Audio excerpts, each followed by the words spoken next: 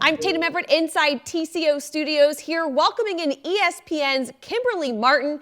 Kimberley, thank you so much for being here today. Oh, thank you for even inviting me. I'm glad to talk about this game. It's going to be fun. Yeah, you have been talking to some of our players following this matchup, getting ready for the big Thursday night football game. I know you most recently spoke to Justin Jefferson, who might be the hottest receiver in the NFC right now. What were your takeaways from that conversation, especially when it comes to having to step up in the absence of Adam Thielen? Yeah, the great thing about Justin, talking to him, was the fact that even despite all of the success he's having individually, he's not really focused on that, but he does have that chip on his shoulder, which I find really funny. I'm like, you think people don't think you're that great? Like, what is that about? But his point was, your whole life when you're doubted, in moments where you have to step up, that's what he prides himself on trying to do. And he said, defenses, I asked him, how have people been playing you differently? He's like, they're bracketing me differently, moving the safeties around.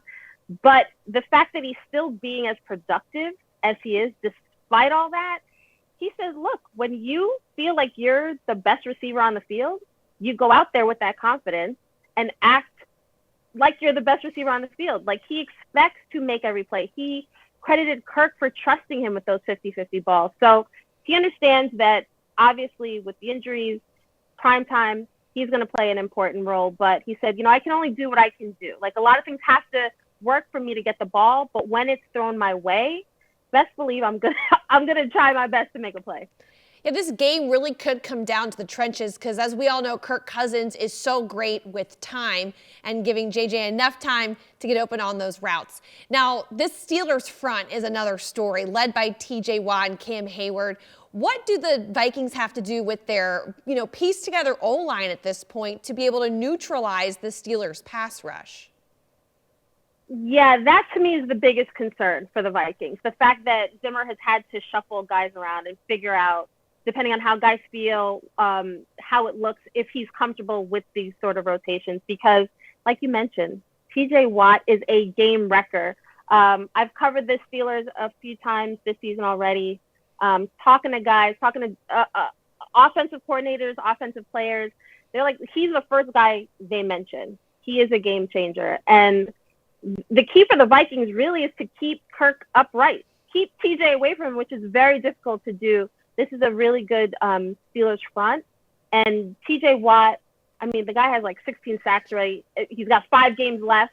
And he just came off of 3 sacks over the weekend of Lamar Jackson. So the final 5 games, he's trying to make an impact as well. So protect Kirk at all costs. So you're watching that Steelers defensive front against the Vikings. What other matchup or storyline are you interested to follow in the Thursday night football game?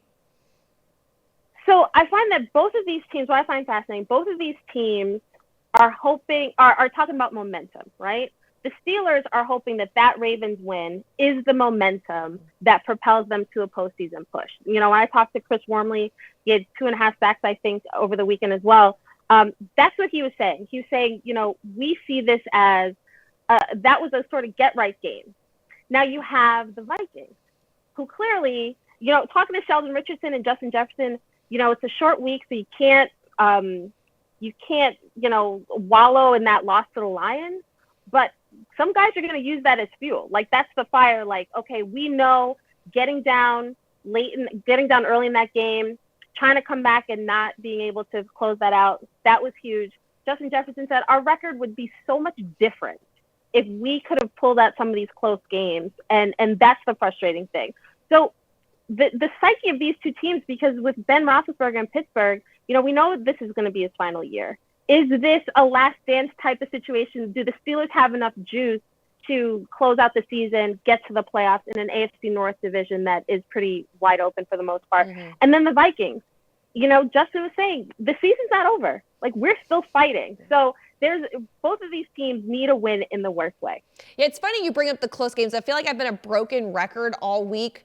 The Vikings are 4-7 in one-score games, 4-7, while the Steelers are 6-1-1. And so the difference can go either way, and the margin of error is very thin. A lot of those guys in the locker room know that this week as we face a team in the Steelers who are tough. But I love that you mentioned Sheldon Richardson. Before we got on here, you told me that you were there when he was drafted. So, what did you take away from your conversation with him this week as far as, being back here in Minnesota? Yeah, so I used to cover the Jets. I was a Jets beat writer back in the day, and Sheldon Richardson was the 13th overall pick in 2013, I believe. So I've always been high on Sheldon. I covered him a lot with the Browns too. So when I asked him about facing Pittsburgh, coming off a loss to the Lions, I was like, is that extra juice? And he was like, Kim, I don't need extra juice to face Pittsburgh. I got enough juice facing them for so many years in the AFC North. But I think he's got a high motor. He's an athletic guy. He cares about football. He wants to be great. Mike Tomlin actually highlighted him as a guy in the run game that the Steelers have to be aware of. Sheldon talked to me a lot about Najee Harris and how the Steelers are using him in a sort of Le'Veon Bell-esque way where they're putting a lot on him even as a rookie. So Sheldon is a lot of fun. He cares about the game, and he's going to be amped up for sure. Yeah, with all the injuries that this Minnesota Vikings defensive line has suffered, Sheldon Richardson has been huge, stepping up, playing not only in the middle but on the end as well. So he's been a big help here. And you've been a big help getting us ready for this Pittsburgh Steelers Thursday night football game against the Minnesota Vikings. Thank you so much to ESPN's Kimberley Martin. You can check her. She was on Get Up today. She'll be on SportsCenter later on. You can see her on the Worldwide Leader of Sports. Thanks, Kimberley, for being here. Thank you.